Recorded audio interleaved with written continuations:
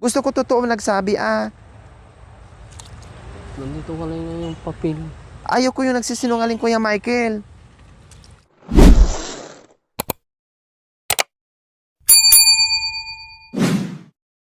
So, saan yung kanin nyo? Nakasain na kayo? Wala. Oh, wala pa. Wala. May bigas kayo. Konti lang po. Ha? Konti. So, ibig sabihin wala pa kayong sinaing, hindi pa kayo nakakain. Oh. Oh, magsaing. Kung mayroong bigas, magsaing. Para makakain na kayo. Ayan. Oh, ayan. Pwede pa yan. Bakit hindi pa kayo nakasaing? Saan kayo nagsasaing, Kuya Michael? Nagtanim ako ng gulay po. Saan? Diyan po. Diyan sa gilid? Opo. Oh, very good. Kaya? Ah. Ikaw naglinis dyan. Oh.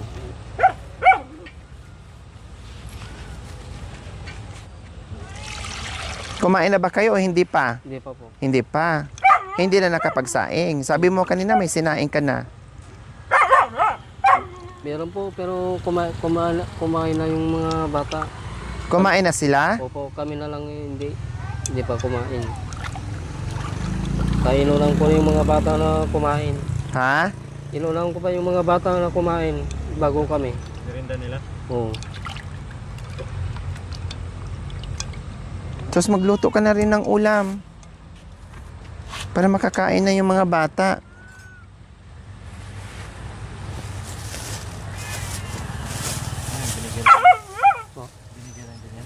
Hindi, binili ko to. Maganda naman yung trabaho mo, Kuya Michael eh. Kasi masipag ka naman mga lakal tulad niyan, no?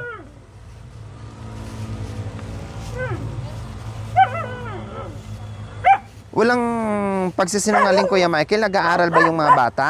Ako nag-aaral. Nagsasabi ka ba ng totoo? Nag-aaral po. Ha? Nag-aaral po. Ha? O, wag ka magsinungaling sa akin, Kuya Michael, kasi alam mo naman, kalaban ko yung sinungaling. Paano pag itanong ko doon sa eskwelahan? Malalaman ko yan. Lagi kong sinasabi, ayaw ko yung magpaawa effect at ayaw ko yung mga tinutulungan ko na hindi nagsasabi ng totoo. Nag-aaral po pero tita, nagmumudol lang po. Nagmumudjol, bakit nagmumudjol na hindi naman kailangan yung magmudjol? Nasaan yung mga module ng mga bata? Tingnan ko kung nandiyan. Gusto ko totoo nagsabi, Nandito ka lang yung papel. ayaw ko yung nagsisinungaling, Kuya Michael. Huwag niyo nang ulitin at ulitin sa akin yung ganyang style Opo. na magsinungaling. Kasi malalaman ko rin yan, itatanong ko yan eh. Magtatanong ako sa mga tao. Pupunta ako ng school. Kawawa yung mga bata. Naaawa ako sa mga bata, Kuya Michael, na hindi nag-aaral. Nag-aaral ba kayo, be? Yung totoohan na hindi nagsisinungaling, magalit si tita. Nag-aaral, hindi. O bakit nakatingin ka kay Papa? Natatakot ka ni Papa? O nag-aaral kayo, hindi. Para very good. Ang sino ang magsalita ng totoo, may premyo sa akin. Nag-aaral, hindi. Ha? Oh, mukhang naka-briefing yung mga bata, hindi na sumasagot. Sabi na sa akin din. Oh, pero sabi ng team, hindi nag-aaral. Nag-aaral kayo, mga anak ko, hindi. Ano pa naman dyan to? Yes or no? Hindi? Nag-aaral, hindi? Oh, pati mga anak mo, natuto na magsinungaling. Paano to? Anong pangalan to? Si Jampol yung panganay, di ba? Tapos si Ate Jennifer, halika. Naglilinis si Ate Jennifer. Sige, ilagay mo muna doon.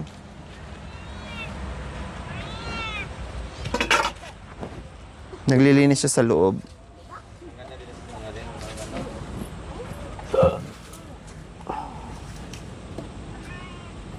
Ate Jennifer, halika. Kumusta? Kumusta? Ha? Kumusta? Kilala mo pa ba ako? O, nag-aaral yung mga bata? Hindi. Hindi? O, hindi. Si Kuya Michael nagsisinungaling pa din. Tapos sinabi ng mga bata, doon sa team natin, tinanong doon, hindi rin nag-aaral. Tapos si Ate Jennifer din, hindi rin nag-aaral, tinanong natin. Kuya Michael, Ano, example. ay pinipilit na nag-aaral at nagmumodule. Kuya Michael, alisin niyo na po yung pagsisinungaling. May mga taong maawa sa inyo, hindi na, dahil nagsisinungaling kayo. Wag na gano'n. Sinuro ko na sa inyo yan. Na gusto ko totoo magsabi. Ayaw ko ng sinungaling. Opo. Kuya Michael, Po. halip po kayo. Halip po kayo. Tayo po kayo, Kuya Michael. May itatanong ako sa inyo seryoso. Gusto ko totoo at magtapat kayo sa akin. Tanggalin nyo na sa isip nyo na magsinungaling. Wag, ha? Huwag mong laging gagamitin yung salitang pagsisinungaling. Pag tinatanong kahit hindi ako o sino mang taong kaharap nyo, kailangan tapat kayo, totoo kayo. Sorry lang po, tita. Kasi walang problema kung anong totoong kalagayan nyo sa buhay-buhay. Maraming gustong tutulong, maraming gustong magmahal sa inyo, pero ang gusto nila yung taong marunong magsalita ng totoo. Yung totoo na hindi nagsisinungaling. Diba? O, ngayon itanong ko ulit. O, kagaya ngayon mga kabayan, may dumaan po, may inabutan sila. Inabutan sila ng pagkain. Diba? Inabutan sila ng pagkain. So ngayon, ilang beses ko nang tinanong sa iyo, huling tanong ko sa iyo, nag-aaral ang mga bata? Wala. O, hindi. O yun, wala naman problema. Hindi ka naman patayin, hindi ka naman awayin, hindi ka naman sasaktan kung magsabi ka ng totoo. Walang problema.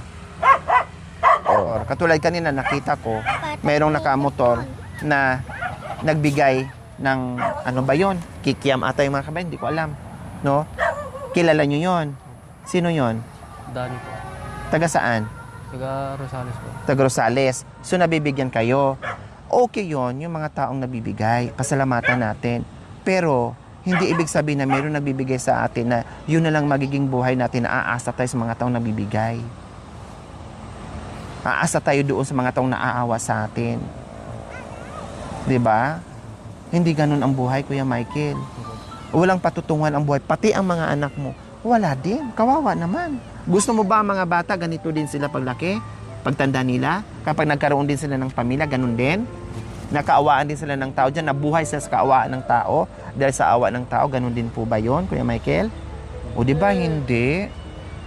O. Tapos hindi mo pa rin maalis-alis yung pagsisinungaling mo, na doon pa rin, wag magsalita, magsabi ng totoo.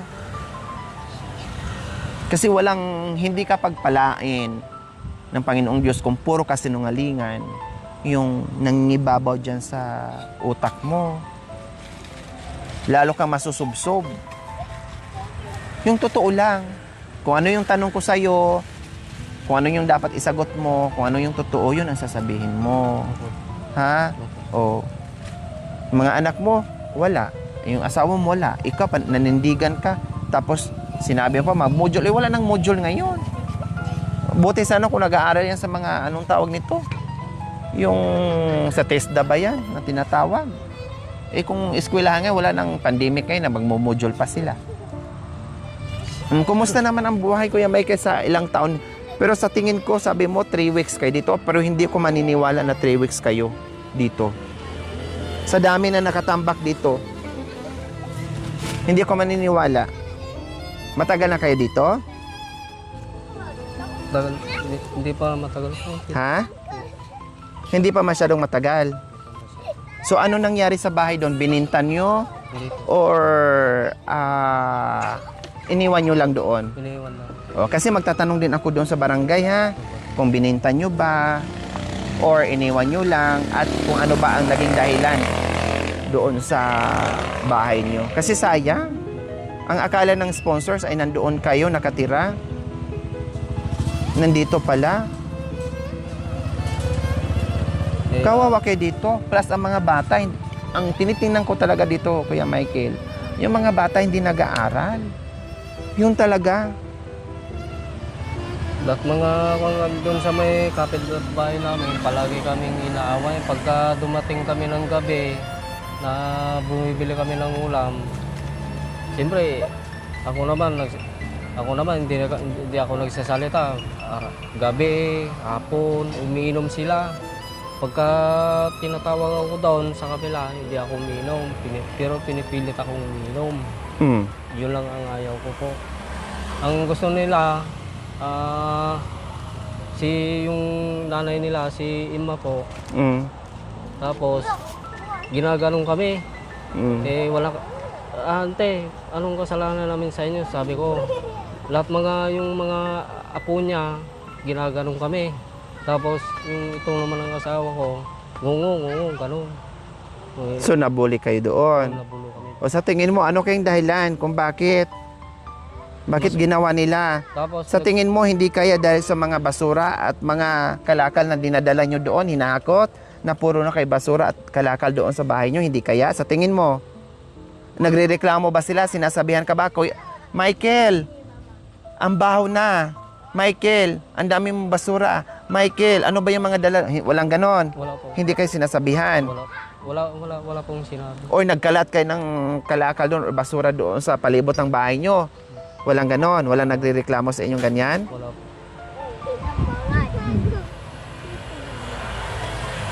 So ano pa ang nagiging dahilan, Kuya Michael? Ano po, tita, yung pinata nyo yung noon, nainggit lang po. Inggit ang motibo. Yun lang. Inggit ang dahilan kung bakit. Ay hanggang ngayon may inggit pa rin ba? Opo, hanggang ngayon pa, tita. Ano bang kinaiinggitan nila? Maganda nga yung bahay nila kaysa sa iyo. Ano bang kinaiinggitan nila na mas okay nga yung bahay nila kaysa sa iyo? Yung bahay nila ayos. Yung bahay mo simple lang. At mas mahirap naman ang buhay mo kaysa sa kanila. Bakit maiinggit sila sa iyo? Na bahay lang naman binigay, wala na bang ibang binigay? At yung mga grocery at ano-ano pa. Talagang hindi ka nagkakasundo mula noon hanggang ngayon. Hindi pa.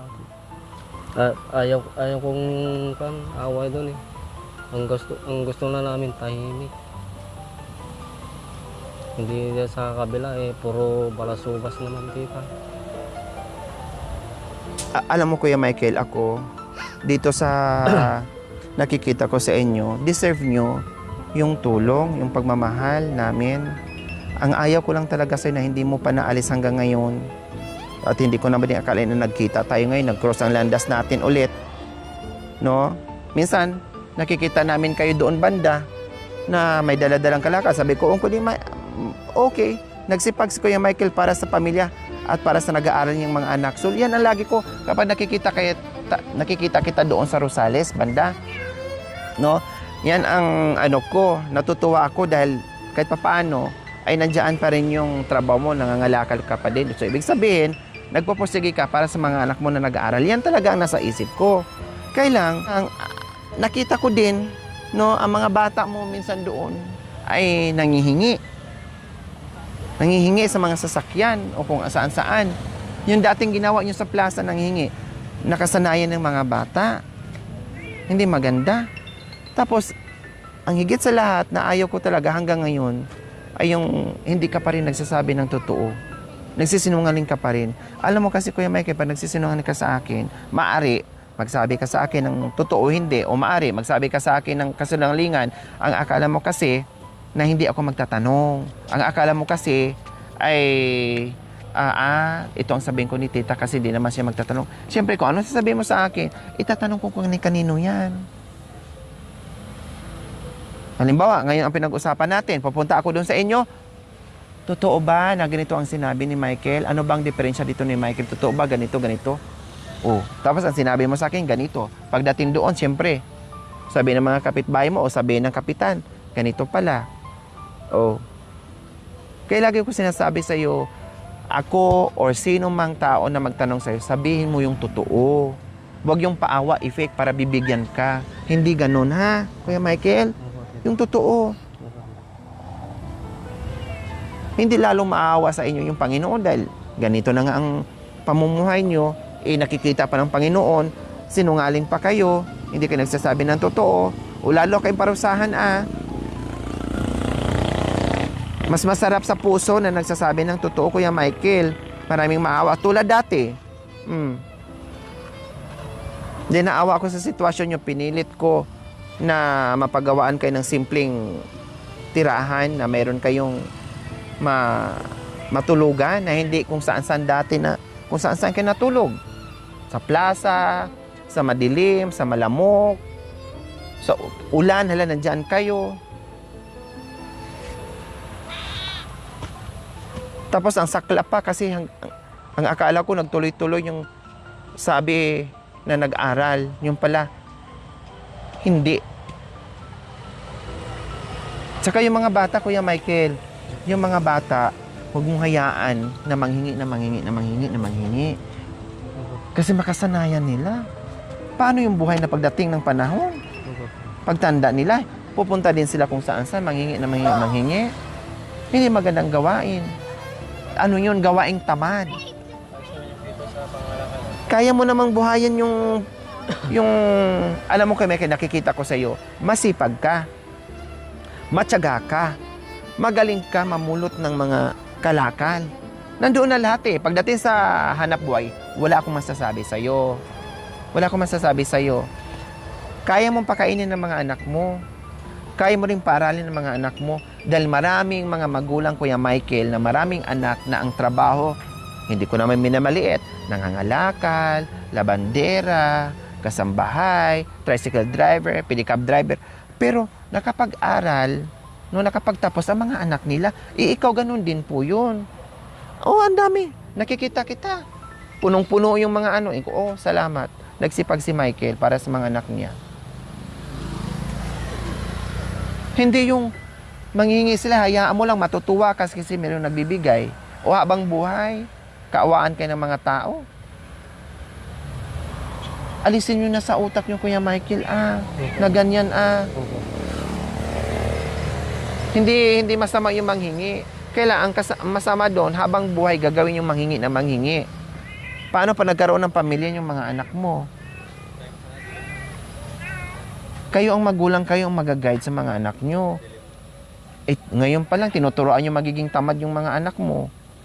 Pati pag-aaral nila ay na isang tabi dahil nagagamit nyo pa sa panghihingi dyan. Yung bigay hindi maasahan. Pwedeng magbigay ngayon, bukas wala na naman.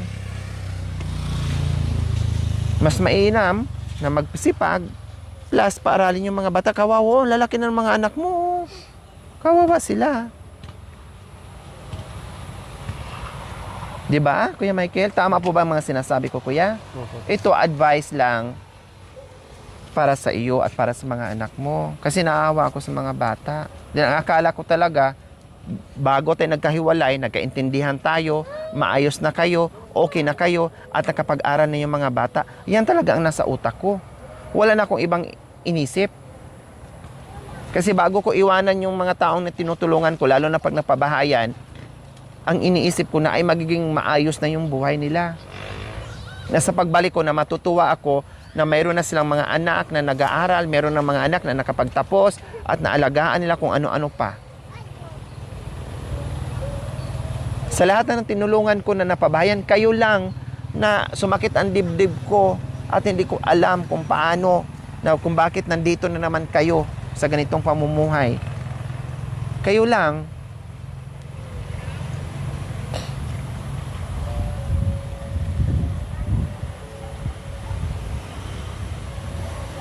Naaawa ako sa kalagayan ni Kuya Michael, pero kung ako lang, sa akin lang manggagaling yung awa, kung ako lang at yung mga tumutulong, kung hindi ka rin marunong maawa sa sarili mo, wala kaming magagawa.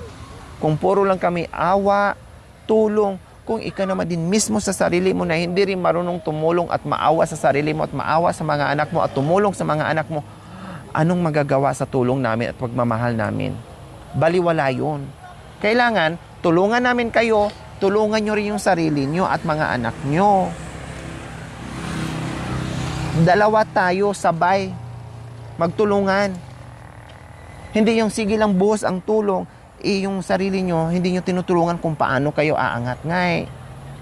Paano mabago ang buhay nyo? Ito sinasabi ko na to sa iyo noon, Kuya Michael. Na akala ko nagtuloy-tuloy na kayo. Natuwa na ako ng 1 buwan, 2 buwan. Naging maayos, nagtuloy-tuloy. Pero, nagulat ako ngayon. So, ayan po mga kabayan, dito sila nakatira sa kapirasong nilagyan nila ng trapal. Nandyan na lahat yung mga kalakal nila. At nandito pa rin yung bike nila mga kabayan. No? At ito, ano to mga Kuya Michael, mga kalakal to? Plastic po O mga plastic bottle. So, ayan mga kaon, masipag siya maghanap buhay. Hindi pa naibenta to. Bukas pa lang. O, bukas pa lang. Wala akong masasabi pagdating sa hanap buhay. No? Sa mga bagay-bagay para sa pagkain, wala akong masasabi. Okay. Kahit noon pa man. Plus, dito, yung mga gamit nila. Buti ang bait-bait ni ang bait-bait ni attorney. So, ito yung binigay ngayon sa kanila. Ito yung binigay, Jennifer. Ayan. Yung pritong manok. Ayan, yung pritong manok. Tapos, inilagay mo dyan, baka mamaya ano ng pusa. Tapos, imbis na ulam, magiging bato pa. Ibuhol mo, ilagay mo muna sa tabi na hindi maano ng pusa. Tapos, dito yung saingan nila, nakakapanglumo po, mga kabayan, na may bahay, na dating walang bahay, nabigyan ng bahay, bumalik sa walang bahay, at bumalik pa dito sa ganitong tirahan na kung dati ganun din kung saan sila natin nahanap noon. 'Di ba? So, ito, nagsasaing sila ngayon mga kabayan. Luto na yung kanin mo, Jennifer. Wala pa silang hapunan, nagmerienda daw, may kanin sila konti, nagmerienda daw ng mga bata.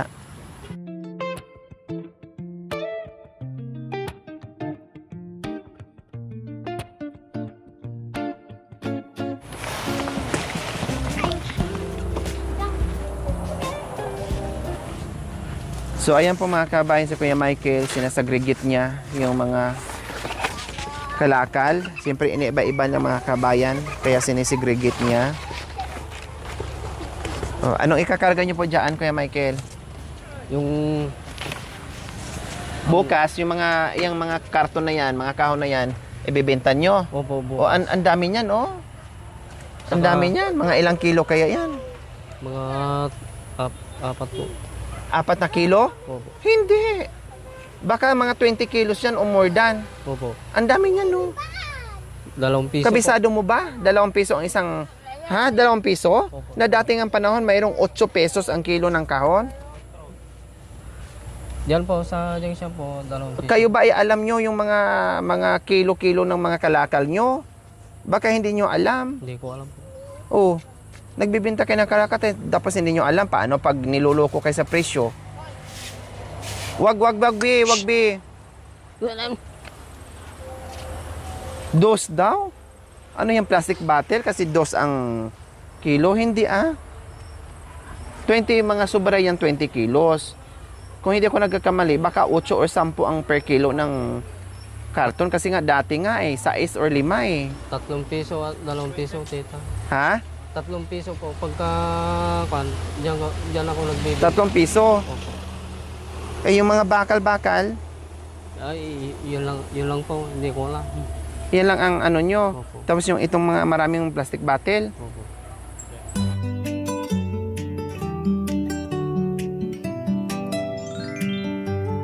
Thank you for watching. Don't forget to like, share, and subscribe.